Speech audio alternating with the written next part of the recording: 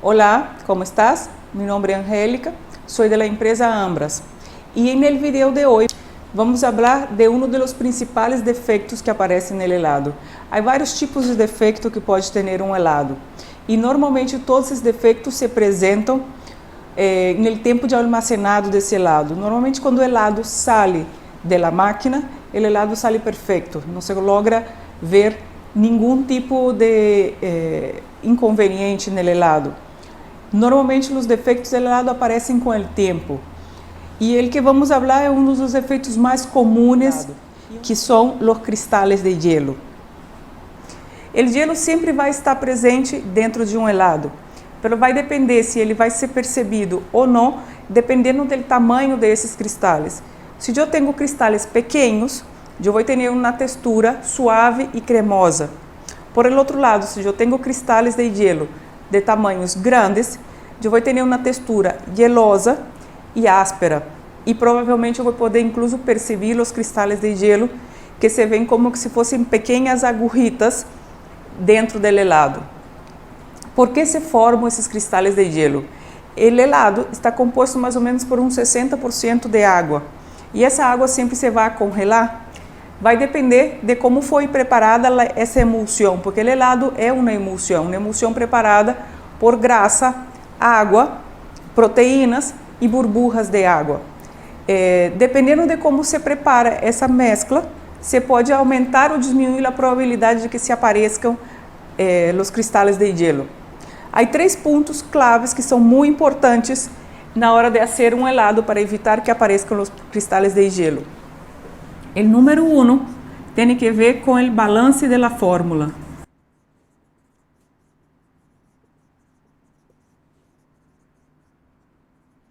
Dependendo de como está balanceada a fórmula, tem maior ou menor probabilidade de que esse produto se forme nos cristais grandes.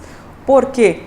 Dependendo da quantidade de ingredientes que eu tenha, a quantidade de proteína que tem nessa fórmula, eu posso ter maior ou menor quantidade de água livre, porque a água sempre se vai congelar, mas se essa água está mesclada ou se está ligada a uma proteína ou a grasa, ou não ligada à grasa, senão que está coberta por la grasa, esse cristal não vai ter mobilidade, não se vai poder mover e se encontrar com outro cristal de gelo, fazendo com que forme cristais maiores.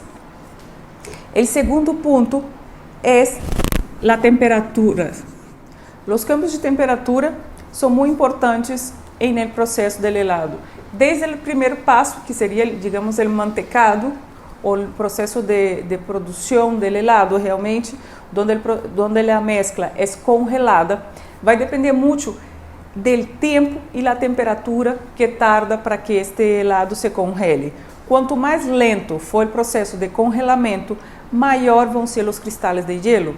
E quanto mais rápido for o processo de mantecado do helado, menor vão ser os cristais de gelo. Então, aqui, no processo de mantecado, temos que estar pendiente do tempo e da temperatura.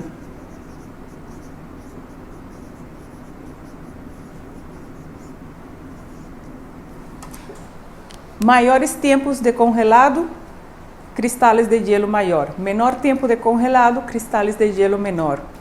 Bem, o outro ponto com relação à temperatura são os cambios de temperatura durante o armazenamento do helado. Seja ele armazenado em bandejas, em casos de heladeria, ou quando são envasados já em potecitos plásticos para distribuição. A temperatura que pode variar durante o processo de armazenado é muito importante, porque, por exemplo, se eu tenho as bandejas ou os envases calientes, no momento que eu ponga o helado dentro do envase, sempre vai haver um pouco de derretimento do helado quando o helado congelado toca as cubetas calientes ou os envases que estão calientes. Depois isso vai para uma cava de congelamento ou um freezer. E se a cada rato esse freezer está sendo aberto e cerrado, também há uma variação de temperatura. E toda vez que há uma falta de luz, a temperatura dentro da cava ou dentro do freezer também cambia. O helado se derrita, os cristais de gelo têm como maior maleabilidade, ou tem maior possibilidade de que eles se movam dentro do helado.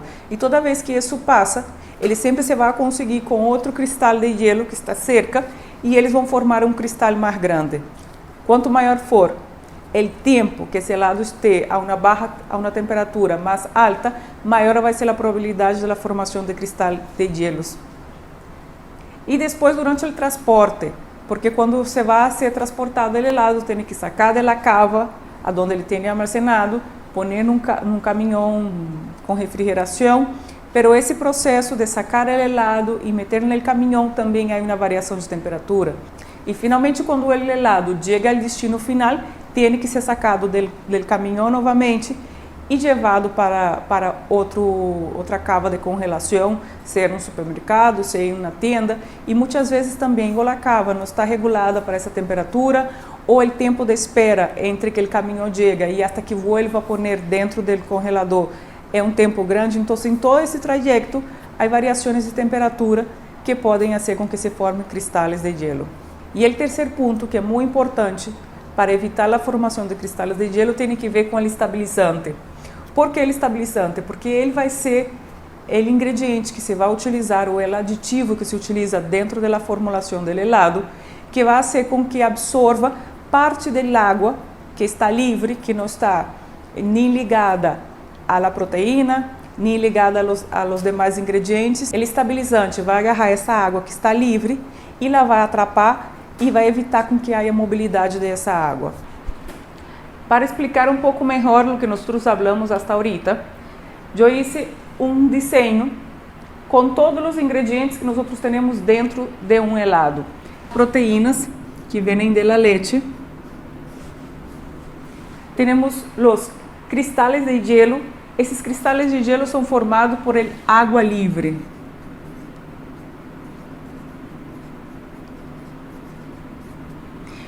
Que é a água livre? A água livre é a água que não está ligada a nenhum desses ingredientes que nós estamos falando aqui. Depois temos as burbujas de aire. Aqui nessa parte verde temos as soluções dos ingredientes que estão diluídos em água e as burbujas ou as micelas de grasa. Com relação ao balance, quando temos pouca proteína, vamos considerar que esse espaço onde está a proteína estaria livre. Então, se aqui eu tenho mais espaço por onde esse cristal de gelo se pode mobilizar. Se eu não tenho proteína, seguramente aqui eu teria outro cristal de gelo.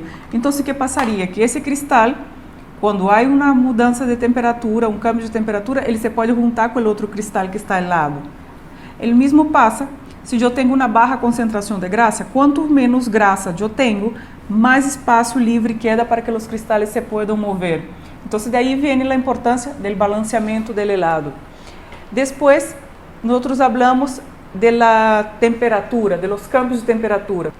Toda vez que a temperatura sube, essa mescla que está aqui se põe mais floja. Então, esse cristal tem mais possibilidade de que ele se pueda mover de onde está aqui hasta encontrar outro cristalito. Então, o que vai passar? Que se vai formar um cristal mais grande que pode ser perceptível. E o outro que nós falamos, o terceiro ponto, era o estabilizante. O que é o estabilizante? O estabilizante tem a possibilidade de ele agarrar os cristais de gelo e, ao invés de ele estar solito assim, o estabilizante lo atrapa. Os três pontos que são muito importantes: o balance da fórmula do helado, os cambios de temperatura durante todo o processo e o uso de um bom estabilizante, que vai evitar que o cristal de gelo esteja solo ou que a água esteja sola e que se formem cristais de gelo. Bem, espero que tenha quedado claro. Se te gostou esse vídeo e a informação que foi dada em ele, le pido que por favor suscríbete ao canal para que os próximos vídeos tu seas o primeiro em ser avisado. Nós vamos estar fazendo vários vídeos dessa série de los defectos de los helados. Bem, muitas graças e hasta o próximo vídeo.